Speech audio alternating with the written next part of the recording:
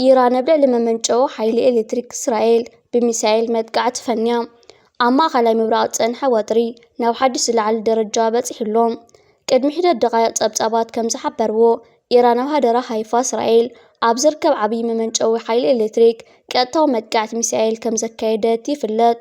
እዚ መጥቃዕቲ እዚ ነቲ ኣብ ዞባና ዝካየድ ዘሎ ኩናት ናብ ሓድሽን ዘስካሕክሕን መድረኽ ዘብፅሖ ኮይኑ ቀንዲ ፍጻሜታቱ ድማ እዞም ዝስዕቡ እዮም። እቲ ኣብ መመንጨዊ ሓይሊ ኤሌክትሪክ ሃደራ ዝተፈጸመ መጥቃዕቲ ኣብ ቀረብ ሓይሊ ኤሌክትሪክ እስራኤል ዓብዪ ምዝንባላት ከስዕብ ዝብል ስግኣት ኣሎ። ድሕርቲ መጥቃዕቲ እስራኤል ብሰንኪ ሕፅረት ነዳድን ሓይሊ ኤሌክትሪክን ሃገራዊ ህፁፅ እዋን ኣዊጃ። ፕሬዚደንት ዶናልድ ትራምፕ በዓል 15 ነጥብታት ዝሓዘ ውጥን ደው ምባል ኩናት ምስ ኢራን ብመንገዲ ፓኪስታን ኣቢሉ ከም ዝሰደደ ማዕከናት ዜና ኣረጋጊፀን። ስልታዊ ትልሚ ትራምፕ ኣብ ልዕሊ ኢራን ዝተነበረ እገዳታት ንምልዓልን ፕሮግራም ኒኩለር ኢራን ካብ ሱር መሰረቱ ንምውጋድ ዘጠቃልል ምዃኑ ይግለጽ። ፕሬዚደንት ትራምፕ ትማል ሰሉስ ኣጋምሸት ኣብ ዝሃቦ ጋዜጣዊ መግለጺ ነቲ ኩናት ከብቅዕ ንምፍታን ምስ ኣብ ኢራን ዝርከቡ ቅኑዓት ሰባትን ኣብ ላዕለዋይ ጽፍሒ ምስ ዘለዎ ኣካላት ወከልቲ ይዘራረቡ ምህላዎም እዩ ገሊጹ። ወሲኹ ሰበስልጣን ኢራን ነዚ ውዕል እዚ ንምፍጻም ልዑል ሃንቀውታ ነይርዎም ክብል ተዛሪቡ። ትራምፕ ንኩሎም መራሕቶም ቀቲልናዮም ብድሕሪኡ እውን ተኣኪቦም ሓደስቲ መራሕቲ መሪፆም ንኩሎም ድማ ቀቲልናዮም ይብል። ትራምፕ ኣብ መግለፂኡ መጥቃዕቲ ኣሜሪካን እስራኤልን ኣብ ኢራን ለውጢ ናይ ስርዓት ከም ዘምፅእ እኳ እንተገለፀ ክስካብ ሕጂ ግን ካብኣቶም ንዋላ ሓደ ዝኣምኖ ሰብ ከምዘየለ ወሲኹ ገሊጹ። ነዚ ሓበሬታ እዚ በዓል 15 ነጥብታት ዝብል ውዕል እዘን ሃገራት ዝገልጽ ፈለማ ሒዛ ዝተቐልቀለት ጋዜጣ ኒውዮርክ ታይምስ እያ። እቲ ፓኪስታን ኣቢሉ ዝተለኣኸ ውጥን ግና ናብ ሰበስልጣን ኢራን በፂሑ ድዩ ኣይበፅሐን፣ ተቐባልነት ከረኺቡ ድዩ ኣይረኸበን፣ ዝቐረበ ንጹር ሓበሬታ ከምዘየለ እያ ገሊጻ። እታ መደበር ቴሌቪዥን እስራኤል እታ ብቻነል 12 እትፍለጥ ዘውፃቶ ፀብፃብ ምስ ንምልከት እቲ ናይ ኣሜሪካ ስልታዊ ውጥን ሙሉእ ብሙሉእ ምዕናው መደበር ኒኩለር ኢራን ዘጠቃልል ይብል። ብተወሳኺ እቲ ኢራን ንደገፍታ ክትህቦ ፀንሐ ተፅዋር ደው ክተብልን ናይ ውክልና ውግእ ክተውግድ ከምኡ እውን ንምኽፋት መፃዊ ሆርሙዝን ዘጠቃልል ነጥብታት እዮም ትብል። እቲ ቀንዲ ነጥቢ ከዓ ክልቲአን ሃገራት ንክዘራርባ ዝኽኣለን ንሓደ ወርሒ ዝፀንሕ ናይ ተኹሲ ደው ምባል ክግበር እንከሎ ብወገን ኢራን ድማ እቲ ኣብ ልዕሊኣ ዝተነበረ ኩሉ እገዳታት ክለዓል ምዃኑ እዩ ማዕከናት ዜና እስራኤል ሓቢረን ዘለዋ። ኪም ጆንግ ኡን ኣሜሪካን እስራኤልን ኣብ ልዕሊ ኢራን ኩናት ድሕሪ ምኽፋተን ገለ ዘጭንቑ ሓሳባት ተሰሚዕዎም ክኸውን ይኽእል እዩ። ሰሜን ኮርያ ነቲ መጥቃዕቲ ዘይግቡእ ጻሕታረ ኩናት ብምባል ብቁልጥፍያ ኮኒናቶ። ልዕሊ ኩሉ ድማ እተን ክልተ ሃገራት ካብ 1979 ጀሚረን ፀረ ኣሜሪካ ዝኾነ መርገፂ ብምሓዝ ናይ ደም ትእስርቲ ዘለዎ ግንባር ብምፍጣር ኣብ ምምዕባል ሚሳኤላት ሽርክና መስሪተን እየን። ስሞም ክግለጽ ዘይደለዩ ሓደ ነበር ዲፕሎማት እቲ ሃገር ንቢቢሲ ከም ዝገለጽዎ ሰሜን ኮርያ ናብ ወፃኢ እትልእኾም ናይ ኩናት መሳርሒታት ኢራን ቀዳመይቲ መባፅሒት እያ። ይኹን እምበር ተንተንቲ ከም ዝገልጽዎ ክልተ ነገራት ንሰሜን ኮርያ ካብ ኢራን ዝሓሸ ኩነታት ከም ዝህልዋ ገይርዎን ኣሎ። እዚኦም ድማ ናይ ኒኩለር ኣፅዋርን ቻይናን እዮም። ብኣቆፃፅራ ኣውሮፓውያን ኣብ 2003 ኣብ እዋን ኩናት ኢራቅ እቶም መዋቲ ፕሬዚደንት ሰሜን ኮርያ ኪም ጆንግ ኢል ን50 መዓልታት ዳሃዮም ጠፊኡ ነይሩ። ከም ሓበሬታ ትካል ስልያ ደቡብ ኮርያ እንተኮይኑ መብዛሕትኡ ግዜኦም ካብ ርእሲ ከተማ ፒዮንግያንግ 600 ኪሎ ሜትር ርሕቀት ኣብ ዝርከብ ናይ ሳምጂዮን ግቢ ውሽጦ ዝተዳለወ ዕርዲ ተሓቢኦም እዮም ኣሕሊፎሙ። ብኣንጻሩ ግን ላዕለዋይ መራሒ ኢራን ዓሊ ካሜነይ ብመጥቃዕቲ እስራኤልን ኣሜሪካን ድሕሪ ምቕታሎም እውን እንተኾነ ኪም ጆንግ ኡን ካብ ዓይኒ ህዝቢ ኣይተሰወሩን። ሶድየም ኤርትራ መተካእታ ነዳዲት ስዑድያ። ሶድየም ኤርትራ ነቲ ነዊሕ ዓመታት ነቲ ንግዲ ዓለም ብሒትዎ ዝፀንሐ ነዳዲ ስዑድያ ከም ዝትኮን ነፋሲት ፖስት ዝተባህለ መርበብ ሓበሬታ ኣብ ዘርጎ ሓበሬታ ገሊጹ። ንመርበብ ሓበሬታ ብዛዕባ ተፈጥራዊ ፀጋታት ኤርትራ ሓበሬታ ክበና ምስ ንውከስ እዞም ዝስዕቡ ማዕድናት ኣብ ቅድሚት ተዘርዚሮም ኢና ንረኽቦም። ወርቂ፣ ነሃስ፣ ፖታሽ፣ ዚንክ፣ ነዳዲ፣ ተፈጥራዊ ጋዝ፣ ሲሚንቶ፣ ጀሶ፣ እምነበረድ ወይ ማርሞ፣ ካይላ ወይ ሰራሚክ፣ እምኒ ኖራ ማለት ላይምስቶን፣ ሓፂናዊ ማዕድናትን ካልኦትን እዮም። እቲ ሓበሬታ ኤርትራ ሓንቲ ካብተን ሃብታም መኽዘን ሶድየም ዘለወን ሃገራት ኮይና ዘለዎ ሃብቲ ሶድየም ክዕቀንን ከሎ ኣብ ዓለም መበል 7 ተሰሪዓ ከም ትርከብ የርድእ። ኣብዛ ንነብረላ ዘለና ዘመናዊት ዓለም እምበር ሶድየም ሓደ ካብ ኣገደስቲ ባእታታት እዩ። ቁጠባውን ቴክኖሎጂካውን ዕቤት ዓለም ብዝቐልጠፈ ናህሪ ክጓዓዝ ሶድየም ላዕለዋይ ተራ ከም ፃወት እዮም ጸብጻባት ዝሕብሩ ግደ ሶድየም ዕዙዝ እዩ። ንኣብነት ኣብ ዓለምና ዘለዋ ተሽከርከርቲ ካብ ተጠቃምነት ነዳዲ ንምግልጋል ብኤሌክትሪክ ንኽዓያ ኣብ ዝግበር ዘሎ ፃዕሪ ሊቲየም ባትሪ ቀዳማይ ምርጫ ኮይኑ ምጽንሑ ዝፍለጥ ኮይኑ ሓደሽቲ መጽናዕትታት ከም ዝሕብር ወገን ሶድየም ብ30 ሚእታዊት ካብ ሊቲየም ይሓሰር ምዃኑ እዩ። ኣብዚ ሕሱር ዋጋ ናይ ሶድየም እምበር ተጠላብነት ሶድየም ከም ዝዓቢ ዝገብር ኮይኑ ንኤርትራ ሓድሽ ማዕከን ሽሻይ ፈጢሩላ ይርከብ ክብል እቲ መርበብ ሓበሬታ ገሊጹ። ሎሚ ዋጋ ኤሌክትሮኒካዊ ኣቑሑ እናወስኸ ኣብ ዝኸደሉ ዘሎ እዋን ክኢላታት ንኽብረት ዋጋ ጠንቁ ክገልጽዎን ከለዉ ሓደ ካብ ጠንቂ ባትሪ ንምስራሕ ዝውዕል ጥረ ነገር ምዃኑ ይሕብሩ። እዚ ጥረ ነገር ድማ ሊቲየም እዩ ዝስራሕ። ሊቲየም ኣዮን ባትሪ ዋግኡ እናወስኸ ይኸይድ ብምህላው ንዋጋ ኤሌክትሮኒካውያን ተሽከርከርቲ ከም ዝኸብር ይገብር ምህላው ይስማዕምዑ። ዘመናዊ ተንቀሳቓሲ ቴሌፎን ላፕቶፕን ካብ ሊቲየም ኣዮን ዝተሰርሐ ባትሪ ከም ዝጥቀማ ዝገለጸት መርበብ ሓበሬታ ንዝሐሸን ዝጸረየን ናይ ትራንስፖርት ቴክኖሎጂ ርክብን ካብ ሊቲየም ወጻኢ ዝኾነ ባትሪ ንምዕባል ኣገዳሲ ምዃኑ ብምሕባር እቲ ከም ቀዳማይ ኣማራፂ ሊቲየም ኮይኑ ተቐልቂሉ ዘሎ ድማ ሶድየም እዩ። ሶድየም ብልዕሊ 1000 ግዜ ካብ ሊቲየም ይበዝሕን ንኽተውፅእ ድማ ሓሱርን ቀሊልን እዩ። ሊቲየም ኣብ መስርሕ ዕደና ዘቑዑካ ከተውፅኦ ክቡር ኣብ ዕኖት ኣከባቢ ድማ ልዑል ክሳራ ዘለዎ ብምዃን ካብቲ ካሊእ ኣማራፂ ሃሰው ንኽበሃል ዝድርኽ ዘሎ እዩ ዝበለተ ሓበሬታ ሊቲየም ኣዮን ማዕረ ማዓርቲ ዝህቦ ጥቕሚ ኣብ ኣከባቢ ዘውርዱ ዕንወት ኣዝዩ ሓደገኛ ምዃኑ መጽናዕትታት ይሕብሩ። ሓደ ቶን ሊቲየም ንምውፃእ 2 ሚልዮን ሊትሮ ወይ 500,000 ጋሎን ማይ የድሊ። ምዛው ዓለምና ዝኽሰት ዘሎ ሕፅረት ማይ ከዓ ብኸምዚ ዓቐን ማይ ንዓየኻ ኤሌክትሮኒካዊ ምንቅስቓስ ዓለም ክትመርሖ ኣሸጋሪ ይገብሮ። በዝን ካልእን ተደማሚሩ ከዓ ዓለም ካሊእ ምንጪ ዝኾነ ጥረ ነገር ሃሰብ ንምባል ኣብ ጥቕሚ ንምውዓልን ይጽናሓለዮ ዘይባሃለሉ ቅድድም ተጸሚዳ ከም ትርከብ ዝገለጸት ጸብጻብ ሶድየም ዝበለጸ ኣማራፂ ኮይኑ ተመዝጊብሎ። መርበብ ሓበሬታ ነፋሲት እንተመራጽነት ሶድየም ክሕብር እንከሎ ሶድየም ኣዮን ባትሪ ኣብ ዝሰፍሐ ኩነታት ኣየር ክሰርሕ ይኽእል ብምዃኑ እቲ ሰሓቢ ዝገብሮ እዩ። ኣብ ውዑይ ይኹን ዝሑል ኩነታት ኣየር ብዘይ ጸገም ኣገልግሎት ክህብ እንከሎ ዘይተቓጻሊ ብምዃኑ ከዓ ዝያዳ ኣርባሕ ይገብሮ ይብል። ሊቲየም ኣዮን ተወሲድና ንኣብነት ሞባይልና ዘለዎም ባትሪ እንተርኢናዮ ኣብ ውዑይ ወይ ሙቐት ዘለዎ ኩነታት ኣየር እቲ ባትሪ ክንፋሕ እንከሎ ኣብ ዝሑል ኩነታት ድማ ክጭበጥ ንሪኦ ኢና። እዚ ድማ ሓደ ካብቲ ሊቲየም ኣብ ልዕሊ ሶድየም ተመራፂ ዘይገብሮ ረቑሓ እዩ። ህዝባዊት ሪፓብሊክ ቻይና ንብሉጽነት ሶድየም ብምግንዛብ እምበኣር ንምምዕባል ባትሪ ሶድየም ዓርሞሸሽ ውጥን ሓንፂፃ ተርከብ። ቻይና ንባትሪ ሶድየም ዘለዋ ሕፍሰት ፀዓት ማለት ኢነርጂ ደንሲቲ ካብ 160 ናብ 200 ንምብራኽ ትሰርሕ ምህላዋ ዝገልጹ ሰነዳት ነቲ ጀሚራቶ ዘላ ውጥን ግብራዊ ንምግባር ድማ እታ ቀዳመይቲ ፀጋዕ ክትከውን እትኽእል ኤርትራ ምዃና መርበብ ሓበሬታ ነፋሲት ትገልጽ። ነዚ ዝተረድአት ቻይና ምስ መንግስቲ ኤርትራ ብምዃን ኣብ ፕሮጀክት ዕደና ኮለሊት ትዋሳእ ከም ዘላ እቲ መርበብ ሓበሬታ ወሲኹ ይሕብር።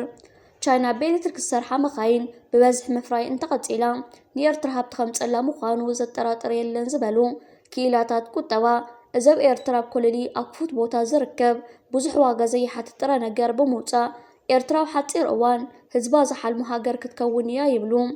መርበብ ሓበሬታ ነፋሲት ወሲኹ ኤርትራ ብዘለዋ ዕቑር ጸጋ ሶድየም ኣብ ዓለም ኣብ 7ይ ደረጃ ትርከብ ብምዃና ነታ ኣብ ቀይሕ ባሕሪ ብነዳዲ ሃብታም ዝኾነት ስዑድያ ብምሕላፍ ሓንቲ ኣብ ዓለም ዝሃብተማ ሃገራት ክገብራ እዩ ብምባል ይገልጽ። ሓደገኛ ዓብዳን ብልጽግና ናብ ኤርትራ ካብ ዓሰብ ናብ ባድመ ሓደስቲ ሚሳኤላት ኤርትራን ዕብዳን ብርሃን ጁላን ከምቲ ጌታቸው ረዳ ሓደ ኣጋጣሚ ዝተናዘዞም ሻዕብያ ንኩናት ካብ ዶባቱ ኣርሒቕዎ እዩ። ኩናት ክጅምር እንተደኣ ኮይኑ ካብ ወልድያ ክጅምር እዩ ዝበሎም ላዕለዎት ወታደራውያን ኣዘዝቲ ስርዓት ብልጽግና ህልው ኩነታት ናይቲ ሃገር ብፍሉይ ከዓ ንፋኖን ሕወሓትን ዝምልከት ኣብ ዝገበርዎ ገምጋማት እዞም ክልተ ዕጡቓት ሓይልታት ኣብታ ሃገር ፈጢሮሞ ዘለዉ ቀውስን ምሻዕብያ ፈጢሮሞ ዘለዉ ጽምዶን ጥምረትን ካብ ዓበይቲ ብድሆታቶም ምዃኖም ተኣሚኖም ኣለዉ። ኣብ ክልል ኣምሓራ ዝካየድ ዘሎ ኩናት ንዓቕምታት ምክልኻል ናይቲ ሃገር ኣብ ከቢድ ሓደጋ ከም ዘውድቖ ፋኖ ሓደጋታት ክፈጥሩ ዝኽእሉ ድሮናትን ኣፅዋራትን ምዕጣቑ ብሓደ ወገን ኣብ ልዕሊ ዝግበር ስርሒታት ቅድሚ ምክያዱ ዝበፅሖ ዘሎ ቅልጥፉን ምስጢራውን ሓበሬታ ብኻሊእ ወገን መፍትሒ ዝተሰኣኖ ጉዳይ ምዃኑ ኣብ ገምገማት ድሕሪ ምዝርራብ ሻዕብያ መዳይ ስትራቴጂ ኩናት ፋኖ ቀንዲ ሓጋዚ ዝብል ምረትን ብስጭትን እውን ካብቶም ዝተለዓሉ ዓብለልቲ ጉዳያት ምንባሮም ተገሊጹ ዝርከብ ዘሎ ندهريس ملس كنبل نزحلف 2 ዓመታት بفولي زحلف 7 وارح ብልጽግና بسبب أفدق بحرينا بعسب ኩናት ክኸፍት 4 ግዜ ናይ 0 ሰዓት ክእውጅ ተሰሚዑ ነይሩ። ኣብ ውሽጢ 6 ሸዋርሕ ዘሰልጠኖም ልዕሊ 200,000 ሰራዊት ካብ ኢማራትን ቤላሩስን ዝተረከቦም ማዕለያ ዘይብሎም ኣጽዋራትን ብፍሉይ ከዓ ዘበናውያን ድሮናት ሓደ ካብቲ ንብልጽግና ዕብዳንን ህውተታን ዘእተዎ ክህንድድ ዝደፋፍኦ ቀንዲ ምኽንያታት እዮም። ወደብ ዓሰብ ክንኣቱ ናይ ሰዓታት ሕቶ እዩ። ኩናት ብቴክኖሎጂ ኢና ክነካይዶ ዓሰብ ጥራይ ዘይኮነስ ክስካብ ዳህላ ክንቅጽል ኢና። ኣስመራ ዘሎ መንግስቲ ኣሊና ካሊእ ክንትኮ ኢና። ሻዕብያ ኣረጊት ቅዲ ኩናት ዘሎ ዓቕሚ የብሉን። ወደብ ዝምለሰሉ ሰዓት ኣኺልዩ። እዚኦም ገለ ካብቶም ንኤርትራን ህዝባን ዝተወርወሩ መርዛማት ፈኻራታት እዮም። እዚ ኩሉ ተባሂሉ ግን ብልጽግና ወስ ክብል ኣይተረኣየ። ቀዳማይ ምኽንያት መርበብ ስልያ እስራኤል ረኺበዮ ዝበሉ ናይ ሳተላይት ምስልታትን ሓበሬታን ኤርትራ ከምቲ ተሓስብዋ ኣይኮነትን ዝብል መጠንቀቕታ ንብልጽግና መሃብዩ። ብልጽግና ድሕሪ ዘዩ ክፍትንን ድሮናቱ ብግንባር ቡሬ ሰዲድወን ብዚኣ ሰርካ ተሰትየን ነቲ ስርዓት ዘሰናበደ ኣጋጣሚ ኸኣ ነይሩ። ካልእ ምኽንያት ብክልል ኣምሓራ ፋኖ መጠነ ሰፊሕ መጥቃዕታት ብምኽፋት ኣብ ልዕሊ ሰራዊት ፌደራል ወሳኒ ዓወታት ድሕሪ ምምዝጋቡ ግንባር ሓርነት ኦሮሞውን ብተመሳሳሊ ስጉምትታት ክወስድ ስለ ዝተረኣየ ቅድሚ ንዓሰብ ዝብል ሕልሚ ክልቲአን ክልላት ኣብ ሓደጋ ስለ ዝወደቓ ኣንፈቱ ክቕይር ተገዲድ እዩ። ቅድሚ ንዓሰብ ዝግበር ወፍሪ ንፋኖን ግንባር ሓርነት ኦሮሞን ግድን ምድምሳስ ዝብል ስትራቴጂ ተሓንፂጹ ናብ ባይታ ተሰጋጊሩ 3 ወፍሪ ኣብ ክልል ኣምሓራ ተኻይዱ። ብዘይካት ዝነበረ ሰራዊት 9,000 ሰራዊት ወሲኽካ ዝተኻየደ ግጥም ክሰርሕ ኣይከኣለን። ሰራዊት ብልጽግና ክዋጋ ይኹን ክከላኸል ኣብ ዘይኽእለሉ ደረጃታት ክወድቕ ተራዩ። ከቢድ ስዕረት ንውጥን ብልጽግና ናብ ኤርትራ ከዓ ፍጹም ዝተበታተነ ኣጋጣሚታት ፈጢሮም። ሓይልታት ምክልኻል ኤርትራ ወላ ዳራእዩሎ ይስምዑለይ ዝብል ኣይኹን እምበር ዕጽፍታት ብልጽግና ዘበናዊ ቴክኖሎጅን ኣብ ታሪክ ርእይዎ ዘይፈልጥ ዓጢቑ እዩ ዝርከብ። ኤርትራ ምዛት ጻሕታሪት ሃገረ ኢትዮጵያ ኣብ ዘዋስና ዶባት ዝተረቐቐ መሳርሕታት ስርዓተ መከላኸሊ ሚሳኤልን ቴክኖሎጅን ካብ ተዋድድ ነዊሕ እዋን ኣቁጢሩሎ። ሰነፍ ብልጽግና እውን ብመራኸብ ኣዘርባጃን ዘረከበና ህያባት ሓደ ካብቲ ክውሕጦ ኣፋሃ ኣቢሉ ዝጽበየ ዘሎ ዝተረቐቐ ዘይምሕር ዘበናዊ ኣጽዋራት እዩ። ኤርትራ ካብ ቻይና፣ ቤላሩስ፣ ሩስያ፣ ቱርኪ ኣጽዋራት ኣትያ ዝብል ዜናታት ንዝሓለፈ 7 ዋርሕ ዝተኸታተልናዮ ዓበይቲ ፍጻመታት እዩ ነይሩ። ንጻሕታ ረካይዳ ብልጽግናን ሓደገኛ ተንኮል ኢማራትን እስራኤልን ዝተመልከታ ግብፂ፣ ስዑድ ዓረብ፣ ቱርክን ኤርትራ ርእስ ዘለዋ ወታደራዊ ጸብለልትነት ተወሳኺ ምዕጣቕ ከም ወሳኒ ጉዳይ ሒዘን ይንቀሳቐሳሉ ኣለዋ። እዚ ንብልጽግና ናይ ኣጥፊኻ ጥፋእ ውሳነ እዩ ዳግማይ ክሓስበሉ ገይርዎ ዝርከብ ዘሎ እዩ። ንኤርትራ ቅሳነት ዘይምሃብ ዝብል ጉዳይ ግን ገና ሓደገኛ ብዝኾነ መልክዕ ተታሒዝዎ ይርከብ። ንስምምዕ ኣልጀርስ ዝጻረር ንስምምዕ ኣስመራን ጅዳን ዝጥሕስ ሓደገኛ ዲፕሎማሲያዊ ዘመተታት የካይዳሎ። ዝሓለፉ ስርዓታት ኢትዮጵያ ነቲ ቀያድን ናይ መወዳእታን ስምምዕ ኣልጀርስ ብኽታም መንፈት እዮም ተቐቢሎሞ። እዚ ዘሎ ርሙስ ስርዓት እውን ብዘይ ቅድመ ኩነት ንስምምዕ ኣልጀርስ ከም ዝተቐበልዎን ኣብ ባይታ ከም ዘተግብሮን ብ10 ጻውዕቲ እዩ ፈሪሙ። መንግስቲ ኤርትራ ብተደጋጋሚ ኣብዚ ሒዝናዮ ርከብ ዘለና ቅንያት ብቃና ባሕርን ኣፍደገ ባሕርን ዝግበር ዘሎ ዕብዳን ዝኹንን መግለጽታት የውፅእ ኣሎ። ምክንያቱ ሓደገኛነት ናይዚ ናይ ቀትሪ ሕልሚ ብኣግኡ ክርድኦ ስለ ዝኽኣለ እዩ። እታ ሃገር ድሕሪ ኣስታት ሓደ ወርሒ ናይ ይምሰል ምርጫ ክትኣቱ ትሸዋሸው ኣላ። ብልጽግና ምሮፅ ንባሕር ከምጻልኩም ዓሰብ ክምልሰልኩም ይብል ኣሎ። ካልኦት ፖለቲካውያን ውድባት እውን ብተመሳሳሊ እዛ መጣልዒ ካርታ ስም ኤርትራ እናጠቐስካ ዝግበር ዘሎ ጎስጓስ እቲ ዝገርም ሸነኹን ህዝቢ ኢትዮጵያ ክምስጥ ዘይምኽኣል እዩ። ዓሰብ ክብል ዝዓሰቦ ስርዓት ሕጂ እውን ብሰበብ ባድመን ምሕንጋድ ካብ ስምምዕ ኣልጀርስ ኣስመራን ጅዳን ናብ ካሊእ ናይ ጥፋት ጉዳይ ይሰጋገር ኣሎ። እቲ ዝስሕብ ዘሎ ጉዳይ ግን ኣብ ባድመ ወይ ኣብ ግንባር ቡሬ ኣይኮነን ክካየድ ኣብ ኣፍ ደገ 4 ኪሎ እዩ። ንብልጽግና ክውሕጥ ዝተዳለወ ጉድጓድ ማእለያ ይብሉን። 360 ብኩሉ ማዕዝናት ተኸቢቡ እዩ። ኣብቲ ሃገር ዝርከቡ ዲፕሎማሰኛታት ኢትዮጵያ ናብ ዓዘቕቲ ተምርሕ ኣላ ዝብል መጠንቀቕታን መልእኽትን ይሕልፉ ኣለዉ። ሰማዕ ግን ኣይተረኸበን። ውሽጣ ዝቆንቆነት ገረብ ደፊእኻ ክተውድቓ ዝቐለለ መንገዲ እዩ። ቅምረትን ስምረትን ጽምዶኻ ዕምሪ እዛ ገረብ ኣብ ምሕጻር ወሳኒ ተራ ይጻወት ኣሎ። ሓይልታት ምክልኻል ኤርትራ ዘይንገር ሓደስቲ ሚሳኤሉን ንጉጅለ ብርሃን ጁላ እንታይ ራዕዲ ፈጢሩላ ኣሎ በዓላ መፅያ ክትናዘዝ ስለ ዝኾነት ክንጽበያ ኢና። ካብኡ ሓሊፉ ናብ ኤርትራ ገጽካ ወስ ምባል ግን ኣብ ኢትዮጵያ ክንዲ ሓሰር ዝኾኑ ሃገራት ንኽፍጠራ ቀንዲ ምኽንያታት ክኸውን እዩ። ኤርትራ ወደባታ ብዝማዕበለ ኣስሜትሪካዊ ስርዓታት ምክልኻል ተድልድል ብተወሳኺ ድማ ዝተፈላለየ መራኸብ ይኹና ጀላቡን እናማረኸ ይርከብ። እዚ ድማ ሓደ ሓይሊ ባሕሪ ኤርትራ ዝፍጽሞም ዘሎ መስተንክራዊ ስራሕቱ ሓደ ኮይኑ ካብ ዝተፈላለየ ሃገራት ድማ ምስጋናታት ይረክብ ኣሎ። ኤርትራ ብቂሕ ባሕሪ ንዝተፈጠረ ናይ ባሕሪ ጸጥታ ንምምካት ንውሕስነት ባሕሪ ብዝለዓለ ደረጃ ኣሕይላቶላ። ካብ ወደባዊ ከተማታት ምጽዋዕን ዓሰብን ዝወፁ ጸብጻባት ከም ዘመልክትዎ ምዕቡላት ባትርታት ሚሳኤል ካብ ምድሪ ናብ ኣየር ተተኺሎም ከም ዘለዉ ተገሊጹ። استراتيجيكاዊ ተንተንቲ ከም ዝሕብርዎ ኣስመራ ኣብ ዓበይቲ ሓይልታት ዓለምን ከም ኢትዮጵያ ዝኣመሰሉ ዞባዊ ምትፍናን ዝሳተፍሉ ዘለው ጽዑቕ ናይ ባሕሪ ዓውዲ استراتيجيካዊ ናጽነታ ንምውሓስ ምኽላእን ምክልኻልን ዓቕሚ ተሃንጽ ኣላ። እዚ ምውሃድ ኤሌክትሮኒካዊ ስርዓታት ስልያን ዝቐልጠፍ ናይ ገማግም ባሕሪ ሓለውቲ መራኸብን ዘጠቓልል ናይ ምምዕባል ጻዕሪ ንግዝኣታዊ ማያት ኤርትራን መስመራት መጓዓዝያ ባሕርን ካብቲ መንግስቲ ግዳማዊ ምስፍሕፋሓዊ ስጋታት ኢሉ ዝጽውዖ ንምክልኻል ዝዓለመ እዩ። እዚ ስጉምቲ እዚ ኣብ ሓደ ካብቶም ኣዝዮም ወሰንቲ ናይ ንግዲ መተሓላለፊታት ዓለም እናወሰኸ ዝኸይድ ዘሎ ስእነት ሰላም ብዝምልከት ኣብ ጎረባብቲ ሃገራት ስጋኣት ፈጢሩሎ። እዚ ከምዚ ኢሉ እንከሎ ድማ ሓይሊ ባሕሪ ኤርትራ ካብ የመን ተበጊሰን ዝበለን ጀላቡ ገፈፍቲ ዓሳ ከም ዝፈትሖም ተገሊጹሎ።